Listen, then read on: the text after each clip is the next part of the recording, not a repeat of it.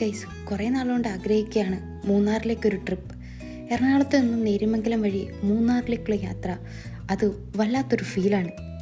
എന്താ കണ്ടേ? ഇനി പറഞ്ഞ പോലെ പുഴകളും കുന്നുകളും കാടുമൊക്കെയായി ഒരു അടിപൊളി യാത്ര. പോകുന്ന വഴി ഒരു വെള്ളച്ചാട്ടം കണ്ട് നിർത്തിയതാണ് കേട്ടോ. വളരെ മനോഹരമായ ഒരു ചെറിയ വെള്ളച്ചാട്ടം. റോഡിൻ്റെ സൈഡിൽ നിന്ന് ആ വെള്ളച്ചാട്ടത്തിൻ്റെ ഭംഗി ഞങ്ങൾ ആസ്വദിക്കുകയായിരുന്നു. അങ്ങനെ പ്രകൃതി ഭംഗിയൊക്കെ ആസ്വദിച്ച് പാട്ടൊക്കെ കേട്ട് മൂന്നാർ എത്തിയത് അറിഞ്ഞതേയില്ല. മൂന്നാർ ടൗണിന് 13 കിലോമീറ്റർ ഇപ്പുറം ആനച്ചാൽ എന്ന് പറയുന്ന സ്ഥലത്തെത്തിയപ്പോൾ അവിടെ ട്രക്കിങ്ങിനായി നിർത്തിയിട്ടിരിക്കുന്ന ജീപ്പുകൾ കണ്ടു. എന്നാൽ പിന്നെ ഒരു ട്രക്കിംഗ് ഒക്കെ പോയി കളയാമെന്ന് വിചാരിച്ച് ഞങ്ങളും കയറി ഒരു ജീപ്പിൽ.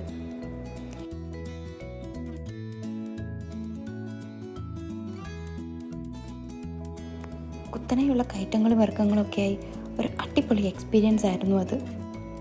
എക്സൈറ്റ്മെൻറ്റും പേടിയും സന്തോഷവും അങ്ങനെ ഇമോഷൻസിൻ്റെ ഒരു റോളർ കോസ്റ്റർ തന്നെയായിരുന്നു ആ ജേണി.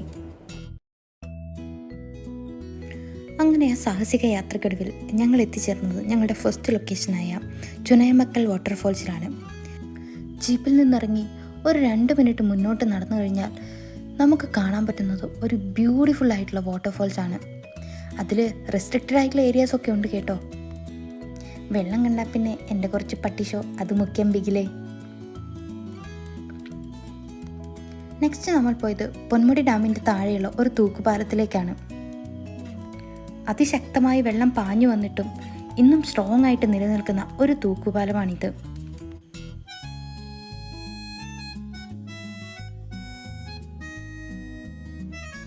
അവിടുന്ന് നേരെ ഞങ്ങൾ പോയത് ഒരു വ്യൂ പോയിന്റിലേക്കാണ്.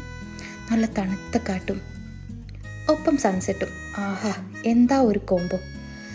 പിന്നെ മെല്ലെ ഒരു ചായയും പഴംപൊരിയും ഒക്കെ കഴിച്ച് അവിടുത്തെ പ്രകൃതി ഭംഗിയൊക്കെ ഒന്ന് ആസ്വദിച്ച് ഒന്ന് റിലാക്സ് ചെയ്ത് ഞങ്ങളങ്ങനെ തിരിച്ചു മലയിറങ്ങി. അങ്ങനെ നേരെ മൂന്നാർ ടൗണിലോട്ട് വിട്ടു. അങ്ങനെ അന്നത്തെ യാത്ര കഴിഞ്ഞു. ബാക്കി വിശേഷങ്ങൾ അടുത്ത വീഡിയോയിലാക്കാം. ബൈ.